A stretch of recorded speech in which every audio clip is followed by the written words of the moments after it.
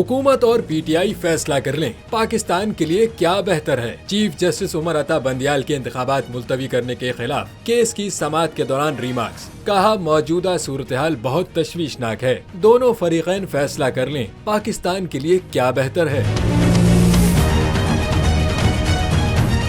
Chief justice ने दौरान समाअत remarks दिए कि हुकूमत और पीटीआई इंतखाबात चाहती हैं तो दोनों को यकीन दहानी कराना होगी। यकीन दहानी क्या होगी ये अदालत ने नहीं बताना, आपने तय करना है। अदालत को सिर्फ दोनों अतराफ से यकीन दहानी चाहिए। इंतखाबात पुरअमन, शफाफ और मुनसिफाना होने चाहिए। यकीन दहानी कराएं कि शफाफ इंतखाबात के लिए पीटीआई और हुकूमत पुरअमन रहेंगी। अवाम के लिए क्या अच्छा है क्या नहीं, इस हवाले से फरीकैन खुद जायजा लें।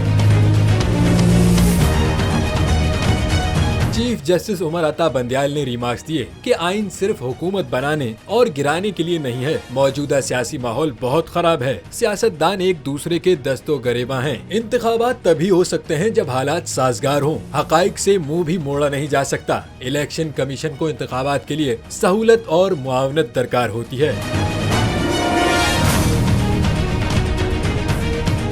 तो नजर आ रहा है सामने लिखा हुआ है जुल्म मिटने के लिए दो चीजों से मिटेगा भाई। एक, अदल की कुर्सी पे जो लोग बैठते हैं ना, वो अदल के हिसाब से फैसले करने लगे। दूसरा, कौम निकल खड़ी उस जुल्म के खिलाफ, तो जुल्म खत्म हो जाएगा। या इन दोनों में से कोई एक चीज हो जाए या दोनों हो जाए।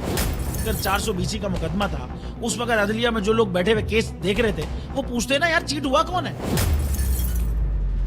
जब उनको दिखता कोई चीट नहीं हुआ, केस खत्म कर देते। तो जालिम जुल्म कर ही नहीं पाता। 9 जजेस ने नोट बिफोर किया मेरे केस को, यार 1.5 साल चला। शख्सी जमानत का केस, सेम केस इस्लामाबाद में कर दिया। एक ही इल्जाम पे 2 केस हो नहीं सकते भाई।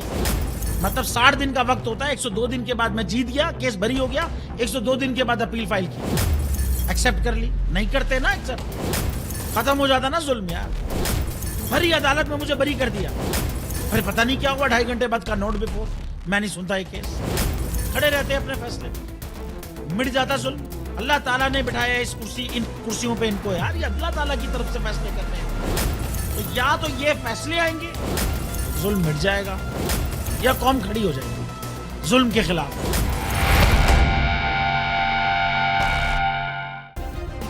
सब्सक्राइब करें और बेल दबाएं ताकि कोई खबर रह न जाए।